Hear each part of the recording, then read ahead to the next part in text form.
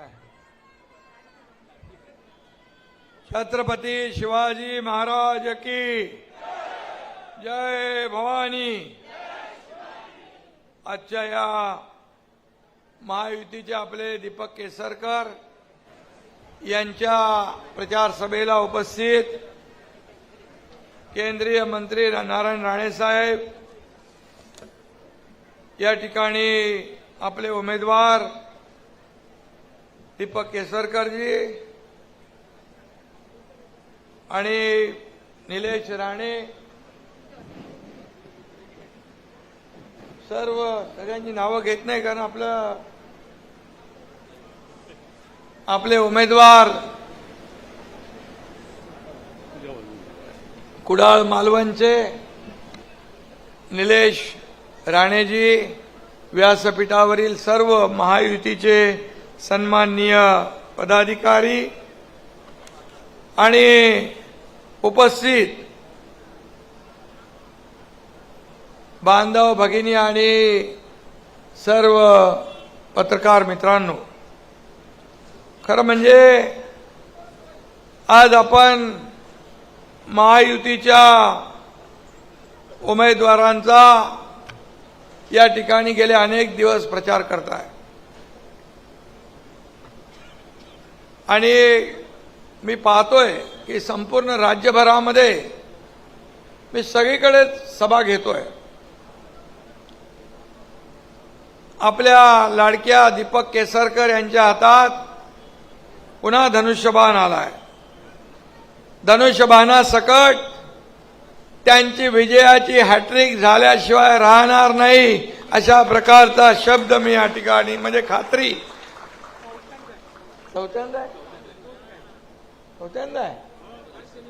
म्हणजे चौकार मारणार। हॅट्रिक झाली आता चौकार।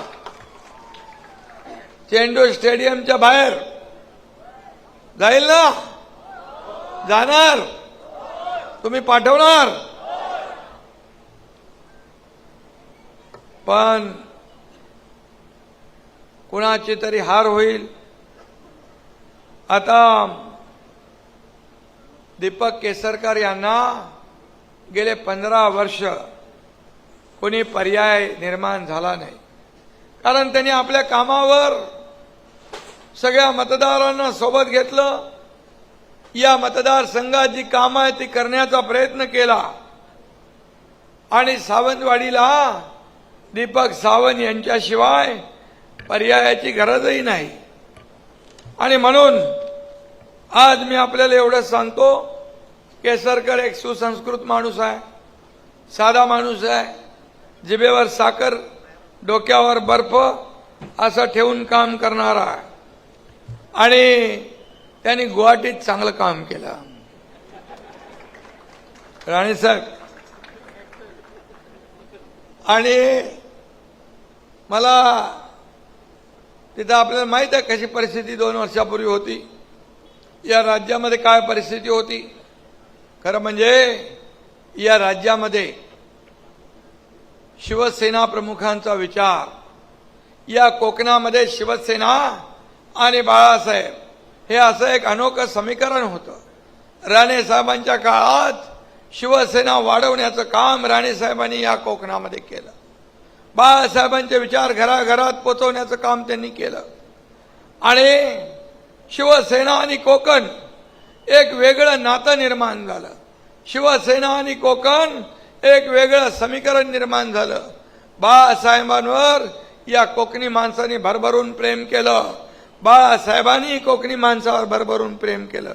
कोकणी माणूस तसा प्रेमळ आहे, बाहेरून फणसासारखा काटेरी पण आतून गोड गऱ्यासारखा आहे। आणि म्हणून या ठिकाणी जेव्हा शिवसेना प्रमुखांचे विचार सोडले, शिवसेना प्रमुखांच्या विचाराला तडा गेला, शिवसेना प्रमुखांच्या विचाराची बेईमानी केली, या महाराष्ट्रातल्या तमाम जनतेच्या बरोबर विश्वासघात केला। कारण शिवसेना भाजपा युती म्हणून आपण निवडणूक लढवलो। 2019ला एकीकडे बाळासाहेब, दुसरीकडे प्रधानमंत्री, आपण दोघांचे फोटो लावून मत मागितले आणि सरकार भाजप सेनेचं यायला पाहिजे, परंतु दुर्दैवाने अनैसर्गिक आघाडी झाली. बाळासाहेबांनी नेहमी ज्या काँग्रेसला दूर ठेवलं त्या काँग्रेस बरोबर घरोबा केला, त्याच्या मांडीवर बसले आणि मुख्यमंत्री झाले. काय मिळवलं? शिवसेना आणि धनुष्यबाण काँग्रेसच्या दावणीला बांधला. आमदारांची ससे होलपट झाली, खच्चीकरण झालं, शिवसेनेचं खच्चीकरण होऊ लागलं, शिवसैनिकांचं खच्चीकरण होऊ लागलं आणि आम्ही उघड्या डोळ्याने तिथे पाहत बसू शकत नव्हतो. म्हणून या एकनाथ शिंदेने उठाव केला. ते 40+10 50 आमदार निघाले. सत्ता सोडून आम्ही गेलो. मंत्री होतो, माझ्याकडे 7-8 मंत्री. लोक सत्तेकडे जातात, आम्ही सत्तेच्या विरुद्ध दिशेने गेलो आणि त्यामध्ये केसरकर माझ्या खांद्याला खांदा लावून पुढे होते. आणि म्हणून मी मगाशी म्हणालो की गुवाहाटीला त्यांनी चांगलं काम केलं आणि जिथं जिथं त्यांना जबाबदारी दिली तिथं तिथं त्यांनी योग्य प्रकारे त्या ठिकाणी काम केलं. दीपकराव खूपच विनम्र आहेत. कोकणातला माणूस नम्र आहे, पण दीपकराव खूपच विनम्र आहेत. कोकणातला सफरचंद आहे ते, असं म्हटलं तर वावगं ठरणार नाही. आणि म्हणून केसरकर म्हणजे Sachin Tendulkar, allrounder, batting, bowling, wicket keeping सगळं ते करतात. आणि मॅच आपल्याला जिंकून देण्याचं काम केसरकर करतात, याचा मला अभिमान आहे. रिंगणात कुणी उतरू, प्रत्येक मॅच आम्ही जिंकतो. आता विजयाचा चौकार मारून ते सावंतवाडीचा कप जिंकल्याशिवाय राहणार नाहीत असा विश्वास व्यक्त करतो. माझ्यासाठी नेहमी एक फायर फायटर सारखे काम केलंय.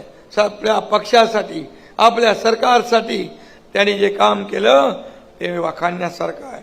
केसरकरांना नेहमी चक्रव्यूहात लढण्याची सवय आहे, पण त्यांचा अभिमन्यू होत नाही, कारण चक्रव्यूह कसा भेदायचा हे त्यांना पक्क ठाऊक आहे. आणि म्हणून या ठिकाणी मी त्यांचं अभिनंदन करतोच. कोकण म्हणजे मगाशी म्हटलं तसं शिवसेनेचा अभेद्य गड आणि इथल्या मतदारांनी देखील लोकसभेत दाखवून दिलं. इथल्या मतदारांनी लोकसभेत दाखवलंय की बाळासाहेबांच्या विचारांची ज्यांनी प्रतारणा केली, बाळासाहेबांचे विचार सोडले, त्यांना कोकणाने देखील सोडलं. आणि नारायण राणे साहेबांना भरघोस मताने लोकसभेत निवडून दिलं. हा कोकणच्या लोकांनी केलेला एक चमत्कार. आणि म्हणून मी कोकणी माणसाला, आपल्या सगळ्यांना मनापासून धन्यवाद देतो, आपले आभार मानतो. शेवटी राणेसाहेब भाजपात असले तरी सुद्धा ते आमचे नेते आहेत. शिवसेनेचे नेते म्हणून आम्ही त्यांच्याबरोबर काम केलं आणि म्हणूनच आज ते आपल्या सोबत आहेत हे देखील आपल्याला मी या ठिकाणी सांगू इच्छितो.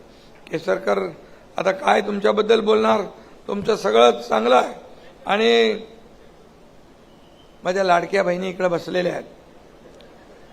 आता बघा, इथं कुडाळमधून आपले निलेश राणे आहेत आज व्यासपीठावर. केसरकर आणि राणे साहेब एकत्र आलेत. बघा किती मोठा योगायोग आहे. आपल्याचा या विजयाचा शुभ शकून आहे. आणि म्हणून निलेश राणे साहेबांना जेवढा लीड मिळाला त्याच्यापेक्षा आता मागच्या वेळेस नाही, मागच्या वेळेस खासदार होते ना ते निलेश राणे 2009, आणि आता देखील लीड मोठा मिळेल. इथं काहीतरी लिहून ठेवलंय, बाप से बेटा सवाई. नाही, बाप बापी होता है. चालेल चालेल, तसा श्रीकांत पण चांगलं काम करतोय. आणि म्हणून नारायण राणे साहेबांचा आशीर्वाद निलेशच्या पाठीशी आहे आणि त्यामुळे निलेशचा विजय देखील पक्का आहे, 100% सच्चा आहे आणि ही काळ्या दगडावरची रेग आहे. त्यामुळे या ठिकाणी लीडचा डबल बार या ठिकाणी निलेश उडवतील आणि खऱ्या अर्थाने या ठिकाणी निलेश राणे यांची देखील मी म्हणेन घर वापसी झाली. आज मला समाधान आहे. आज या ठिकाणी महायुतीचे 2 उमेदवार आहेत. महायुती जिंकणार पूर्ण महाराष्ट्रामध्ये. मी फिरतोय, माझ्या महिला भगिनी, माझे लाडके बांधव, लाडक्या बहिणी इकडे आहेत, इकडे आहेत, समोर आहेत. किती लोकांच्या खात्यात लाडक्या बहीण योजनेचे पैसे आले जरा मला हात वर करा. बघा, हात भरपूर वरती आले. आता ज्यांचे खात्यात पैसे आले नाही, जे वंचित राहिले, ते देखील सरकार आल्यावर त्यांच्या खात्यात पैसे का जाणार म्हणजे जाणार. मी आपल्याला एवढंच सांगतो, लाडकी बहीण योजना आम्ही सुरू केली, विरोधकांच्या पोटात दुखायला लागलं, त्यांना मळमळ झाली आणि म्हणायला लागले हे तो चुनावी जुमला आहे, हे खोटं घोषणा आहे, पैसे काय येणार नाहीत, फक्त हे निवडणुकीप्रती घोषणा आहे. जसे तुमच्या खात्यात 2 हप्ते आले, लगे विरोधक म्हणाले लवकर लवकर काढून घ्या, लवकर लवकर काढून घ्या, नाही तर सरकार काढून घेईल. अरे हे सरकार देणार आहे, हे सरकार देणार आहे, घेणार नाही. ही देना बँक आहे, लेना बँक नाही. पूर्वीच्या सरकारमध्ये लेना बँका बसल्या होत्या. माझं काय, माझं काय, अरे माझं काय पेक्षा जनतेचं काय ते विचारा. सर्वसामान्य माणसाला काय मिळतंय, त्याच्या जीवनामध्ये काय बदल होतोय ते बघा, स्वतःचं काय बघता. आणि म्हणून हे सरकार हप्ते घेणार नाही. हप्ते घेऊन जेलमध्ये जाणार सरकार हे तुम्ही पाहिलंय. आणि हे हप्ते भरणार, माझ्या लाडक्या बहिणींच्या खात्यात हप्ते भरणार सरकार आहे. 5 हप्ते आम्ही तुमच्या खात्यात भरले. नोव्हेंबरमध्ये आचारसंहिता बाऊ करून मांजरं आडवी येतील, सावत्र भाऊ तुमचे कपटी भाऊ आडवे येतील म्हणून आम्ही ऑक्टोबरमध्येच नोव्हेंबरचे पण पैसे देऊन टाकले. आणि तुम्हाला सांगतो की आता 20 तारखेला मतदान झाल्यानंतर ताबडतोब डिसेंबरचे पैसे पण तुमच्या खात्यात जमा झाल्याशिवाय राहणार नाही. हा शब्द आहे आमचा. कारण आम्ही जो शब्द देतो तो पाळतो. कारण बाळासाहेबांनी आम्हाला शिकवलंय, दिघे साहेबांनी शिकवलंय की शब्द देताना 100 वेळा विचार करा. एकदा शब्द दिला की मागे फिरायचं नाही. आणि म्हणून मुख्यमंत्री माझी लाडकी बहीण योजना आम्ही जी चालू केली, ती आम्ही योजना ही बंद करण्यासाठी नाही, निवडणुकीपुरती नाही. मी म्हणालो होतो, जशी तुम्ही ताकद वाढवाल, जसा तुम्ही आशीर्वाद द्याल, तशी तुमची योजना वाढेल. आणि आम्ही ते करून दाखवलं. आता महायुतीचा आम्ही हा वचननामा केलाय. महायुतीचा वचननामा कोल्हापूरच्या महायुतीच्या जाहीर सभेत आम्ही केला. पहिला नंबर काय? पहिल्या नंबरवर लाडक्या बहिणींना 1500 रुपयाच्या ऐवजी 2100 रुपये आम्ही केलेले आहेत. आणि लाडक्या बहिणींना सुरक्षित ठेवण्यासाठी महिला दला पोलीस दलात 25,000 पोलीस महिलांची भरती करण्याचा आम्ही निर्णय घेतला. शेतकऱ्यांना कर्ज माफ करण्याचा निर्णय घेतला. सन्मान शेतकरी सन्मान योजना 12,000 जी होती 6,000, प्रधानमंत्री 6,000, राज्य सरकार 12,000चे आम्ही आता 15,000 रुपये करतोय. 15,000. प्रत्येकाला अन्न आणि निवारा. या राज्यात कोणी उपाशी झोपता कामा नये. रोटी कपडा मकान देण्याचा निर्णय आपण घेतलाय. याचबरोबर वृद्धांना ज्येष्ठांना पेन्शन योजना 1500ची 2100 रुपये करण्याचा निर्णय आपण घेतलाय. त्याचबरोबर जीवनावश्यक वस्तूंचे भाव 1995 ते 99 2000 पर्यंत स्थिर होते. मला वाटतं शेवटच्या काळात राणेसाहेब पण मुख्यमंत्री होते, बाळासाहेबांनी स्थिर ठेवले. ते पण आम्ही तसे स्थिर ठेवण्याचा निर्णय घेतला. 25 लाख बेरोजगारांना रोजगार देणारा निर्णय आम्ही घेतला. त्यातलं मी केसरकरांचं अभिनंदन यासाठी करतो, त्यांनी 4 लाख लोकांना जर्मनीमध्ये नोकऱ्या देण्याचं कॉन्ट्रॅक्ट पण सही केलेलं आहे. आपले 4 लाख लोक आणि टोटल 25 लाख लोकांना आपण नोकऱ्या, 10 लाख लोकांना प्रशिक्षण भत्ता 10,000 रुपये देण्याचा निर्णय आपण घेतला. 45,000 गावात शेतीवरचे पाणंद रस्ते देण्याचा निर्णय घेतला. अंगणवाडी आशा सेविकांना 15,000 रुपये महिन्याला देण्याचा निर्णय आपण घेतला आहे. आणि त्याचबरोबर आपण लाईट बिल वापरता सगळेजण, ते शेतकऱ्यांना जे आपण दिले 7.5 HP पंपाची शेती करणारे त्यांचं वीज बिल माफ केलंय.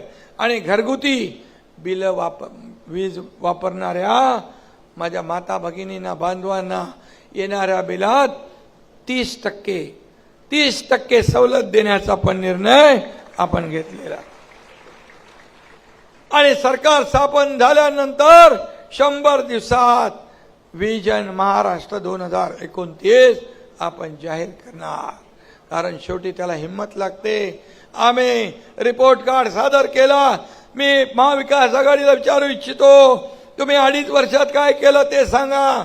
आम्ही 2.5 वर्षात 2.25 वर्षात काय केलं ते सांगतो. सगळे प्रकल्प बंद, मेट्रो बंद, समृद्धी बंद, जलयुक्त शिवार बंद, पाणीच्या योजना बंद, सगळं बंद. काय चालू? आता म्हणाले आमचं सरकार आल्यावर आम्ही ह्याला स्टे देऊ, त्याला स्टे देऊ, अमक्याला तमक्याला बंद करू, हे प्रकल्प बंद करू, ही योजना बंद करू. सरकारमध्ये आल्यावर चालू काय करणार ते सांगा. सरकार चालू करतं योजना, असलेल्या बंद करत नाही. आणि म्हणून तुमच्या योजनेला देखील ते म्हणाले आम्ही याची चौकशी लावू, इन्क्वायरी लावू, यामध्ये जे दोषी आहेत त्यांना जेलमध्ये टाकू. काल म्हणाले 10 दिवस थांबा, एकनाथ शिंदेला जेलमध्ये टाकतो. कोणाला धमक्या देत आहे? अरे एकनाथ शिंदे हा आंदोलन करून मोठा झालाय, संघर्षातून मोठा पुढे आलाय, जेल भोगून पुढे आलाय. तुमच्या अशा पोकळ धमक्यांना घाबरत नाही. तुम्ही मला हलक्यामध्ये घेऊ नका. हलक्यामध्ये घेतलं म्हणून तुमचा टांगा पलटी करून टाकला, सरकार बदललं आणि माझ्या सर्वसामान्य लोकांच्या मनातलं सरकार आम्ही आणलं. आणि जर सरकार आलं नसतं तर मला सांगा या एवढ्या योजना आपण सुरू केल्या असत्या?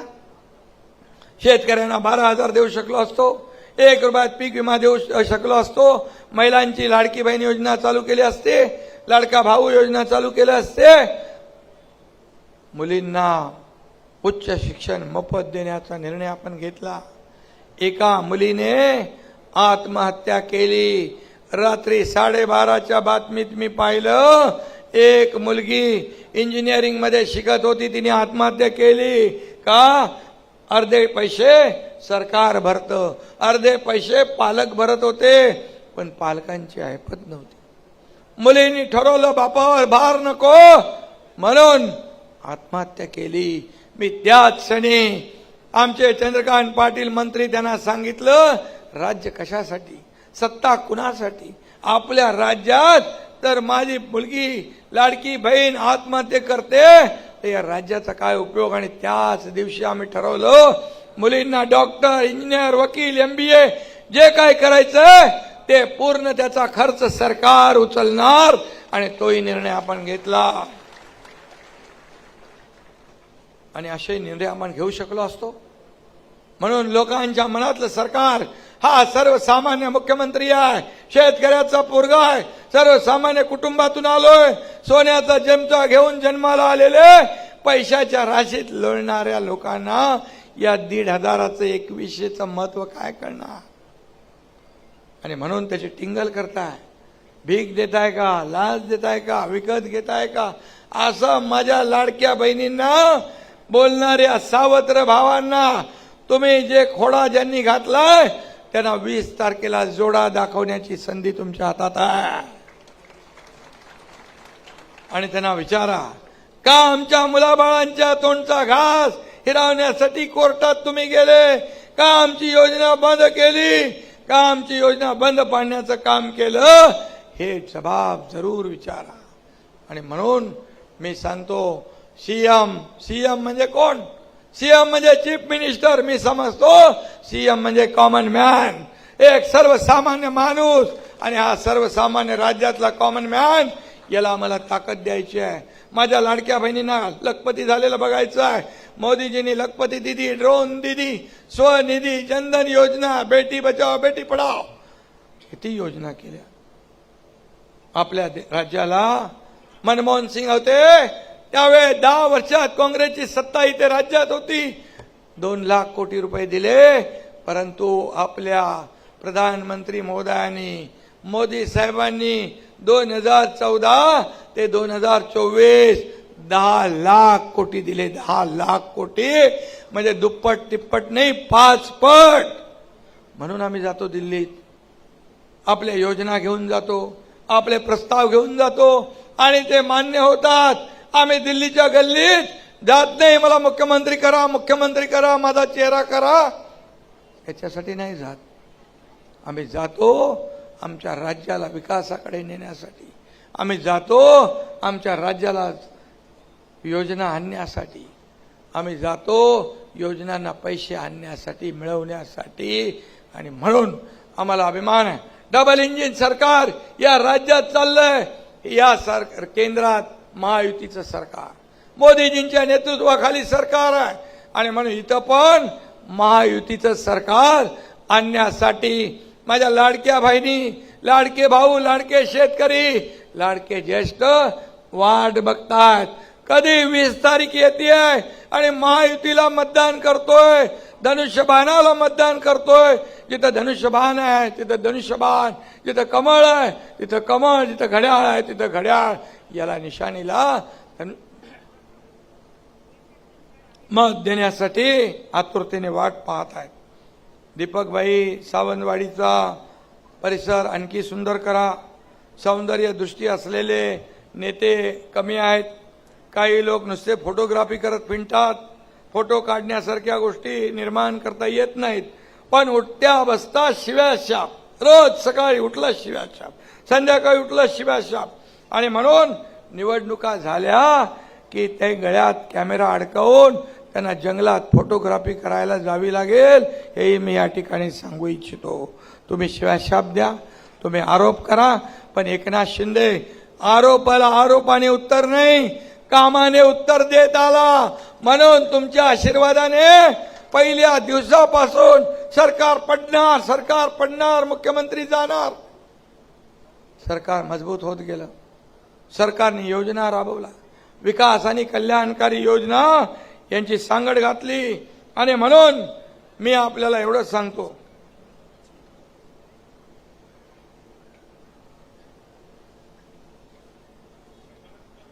केसरकर एक अभ्यासू लोकप्रतिनिधी आहे. केसरकरांसारखा अभ्यासू आमदार आपण निवडून दिलाय, त्याबद्दल तुम्हाला मी धन्यवाद देतो. त्याचा मला अभिमान आहे. गेल्या 2.5 वर्षात सावंतवाडीत करोडो रुपयांची त्यांनी कामं केली. चांदा ते बांधा सिंधुरत्न योजनेत 75% सबसिडीतून त्यांनी अनेक लोकांना फायदा करून दिला. युवक, महिला, मच्छीमार, शेतकरी, महिला बचत गटांना मोठा फायदा झालाय. विकास कामामुळे वेंगुर्ला तालुक्याचा चेहरा मोहरा बदलतोय. नवाबागच्या समुद्रात ब्रेक वॉटर बंधारा बांधला. आता मच्छीमारांच्या होड्या गाळात अडकत नाहीत. अनेक कामं केली, त्यांनी सांगितले असतील. परंतु मी आपल्याला एवढंच सांगतो की आता मात्र या रेवस रेड्डी आपण करतोय, कोकण एक्सप्रेसला गती देतोय, या ठिकाणी पर्यटनाला चालना देतोय. आपण समृद्धी हायवे, मुंबई पुणे एक्सप्रेस सारखा Mumbai Sindhudurg access control super express रस्ता बांधतोय. या ठिकाणी 4-5 तासात मुंबईतला माणूस 4 तासात इथं आला पाहिजे सिंधुदुर्गात, असा रस्ता आपण करतोय. आणि त्याचबरोबर या कोकणातला जो